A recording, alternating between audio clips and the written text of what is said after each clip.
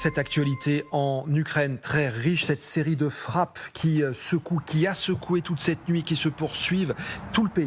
Oui, pluie de missiles sur l'Ukraine, une série de frappes qui secouent effectivement toute l'Ukraine. 4 morts dans la région de Lviv, la région la plus à l'ouest de l'Ukraine. Plusieurs maisons détruites selon le gouverneur de la région qui affirme qu'il y a d'autres victimes sous les décombres. Plusieurs blessés également dans la région de Kiev. On compte effectivement 40% de foyers privés de chauffage. Direction l'Ukraine, justement. Bonjour Claire Cambier. Quelles sont les toutes dernières informations dont vous disposez sur le terrain ? Alors là où nous nous trouvons, le Donbass a été épargné, mais effectivement, des frappes massives ont touché tout le pays. Sendala n'a pas arrêté de la nuit dans les régions de Lviv, d'Odessa, de Kharkiv, de Mykolaiv, de Dnipro, de Kryvyi et aussi dans la capitale.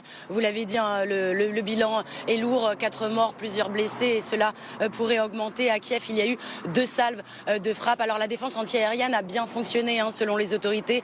Des drones kamikazes et des missiles de croisière ont pu être arrêtés, mais il y a tout de même eu 2 explosions et au moins un missile hypersonique Kinjal a frappé la ville. Imaginez, l'alerte aérienne a duré là-bas de 1h du matin à 8h. Alors ce sont surtout dans tout le pays des infrastructures énergétiques qui ont été touchées. Il y a eu des coupures d'électricité dans la capitale. Vous le disiez, 40% des habitants sont actuellement sans chauffage selon Klitschko, le maire. Dans la région de Kharkiv, au moins 15 frappes. Là encore, de grosses difficultés au niveau des fournitures d'électricité. À Jytomyr, c'est une centrale hydroélectrique qui a été touchée. Pourtant, hier encore, la compagnie d'électricité ukrainienne se vantait d'avoir une situation plutôt stable depuis maintenant un mois.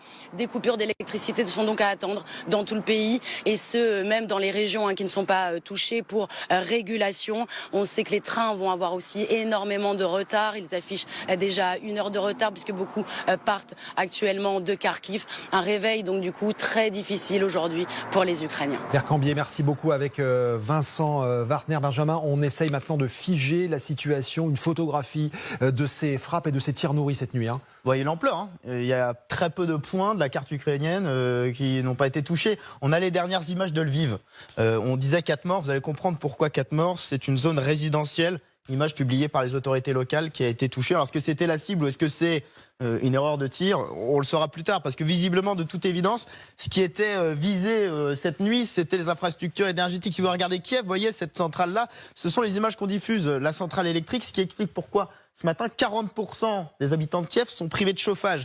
Si vous allez à Kharkiv également, Kharkiv, ville la plus touchée, une quinzaine de frappes, disent les autorités locales. Et là encore, dans leur communiqué, on parle des infrastructures critiques. Je vous ai fait une petite carte parce que le ministère de l'énergie ukrainien vient de communiquer pour dire Jytomyr, Dnipro, Zaporizhzhia, Odessa, Mykolaiv, infrastructures énergétiques touchées avec 2 types de frappes d'après les Ukrainiens. Frappe depuis la mer Noire, depuis la mer, et frappe depuis des bombardiers comme celui-ci. Ça fait longtemps, Benjamin, qu'une telle attaque, d'une telle ampleur, en tous les cas, n'était pas arrivée sur le territoire. Un mois, la dernière vraie attaque de missiles, un mois, on avait alors 71 missiles lancés, 61 missiles détruits, 86% d'efficacité. Visiblement, cette fois, il y a plus de 10 missiles qui ont touché leur cible, alors que les Ukrainiens étaient avertis. Ils avaient déjà remarqué, il y a 10 jours, dans un message, ils l'avaient dit, il y a de plus en plus de navires dans la mer Noire. Des frappes massives et ponctuelles ne sont pas exclues. C'est ce qui s'est déroulé cette nuit et ce matin. L'Ukraine massivement attaquée. Donc, info de la nuit ce matin sur LCI.